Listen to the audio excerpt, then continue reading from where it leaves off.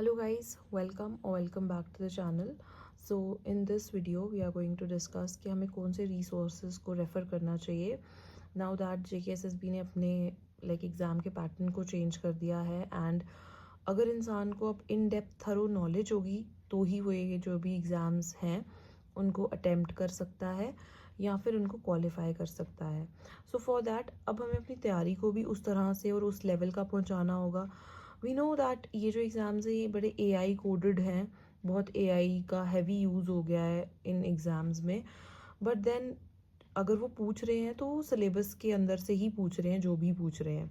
So will have to tackle the exams इन्हीं की तरह, मतलब इन्हीं की स्ट्रैटेजी को यूज़ करके. सबसे पहले हम आ जाते हैं इस जीके वाले पोर्शन पे जो कि 30 मार्क्स का है, जिसमें करंट अफेयर्स हैं. वो आप स्पीडी मैंने बहुत बार रिकमेंड किया, it is a good current affair की बुक या फिर कोई भी और पब्लिकेशन की you can refer to.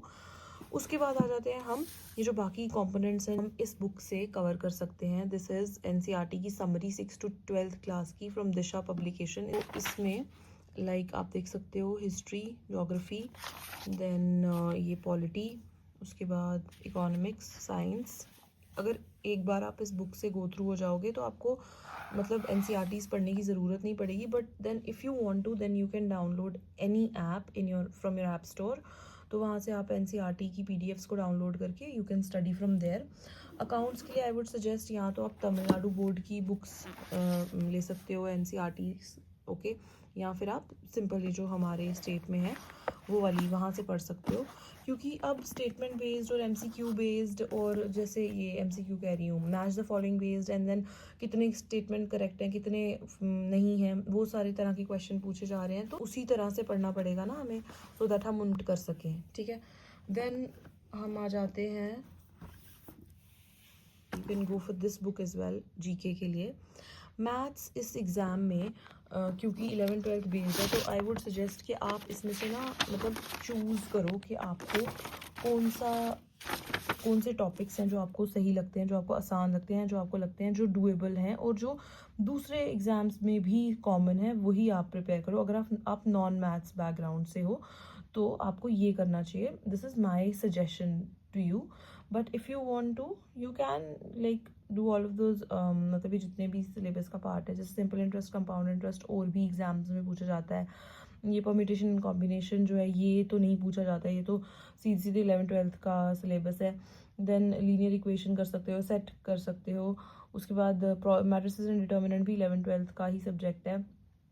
Then आ जाती प्रॉबिलिटी, ये भी मतलब आप 5-6 टॉपिक्स ऐसे चूज़ कर लो तो आप उनको प्रिपेयर करो, अच्छे से करो. क्योंकि ये वाला मैथ्स ना काफ़ी टाइम कंज्यूमिंग है, तो इस पे टाइम वेस्ट करने से अच्छा है आप कोई दूसरे जो पोर्शंस है उनको स्ट्रॉन्ग करो. क्योंकि अगर इनमें से क्वेश्चन आएगा और वो AI लेवल का होगा तो वैसे भी अटैम्प्ट नहीं होगा. तो rather than wasting your time on these topics आप अपनी दूसरे जो पोर्शन होगी जैसे साइंस होगी या इकोनॉमिक्स होगी या GK के जो भी GS के पोर्शन है उनको ज़्यादा स्ट्रॉन्ग करो.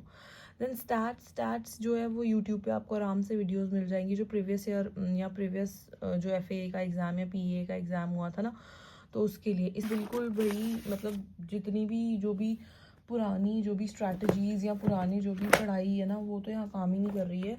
ऑल्दो आई वुड सजेस्ट कि आप ये फिज़िक्स वाला एक कंप्यूटर की बुक है ये, या फिर अरिहंत, इसकी अब नई एडिशन आई हुई है, आप वो देख सकते हो. ये अरिहंत वाले के लिए वो ज़्यादा बेटर है. लेकिन अगर ये बेसिक पूछेंगे तो फिर भी डूएबल हो सकता है. लेकिन ये बहुत ही कंप्यूटर के भी अंदर, कंप्यूटर साइंस के भी अंदर घुस के क्वेश्चन पूछ रहे हैं कंप्यूटर के, तो that is very confusing and time consuming as well. क्योंकि एक जो भी मतलब क्वेश्चन है ना उसको पढ़ने में, उसके ऑप्शंस को पढ़ने, जैसे जो जूनियर असिस्टेंट का एग्ज़ाम हुआ उसमें एक क्वेश्चन को पढ़ने में ही इतना टाइम लग रहा था कि इंसान को समझ ही नहीं आ रही है कि ओह ये है क्या.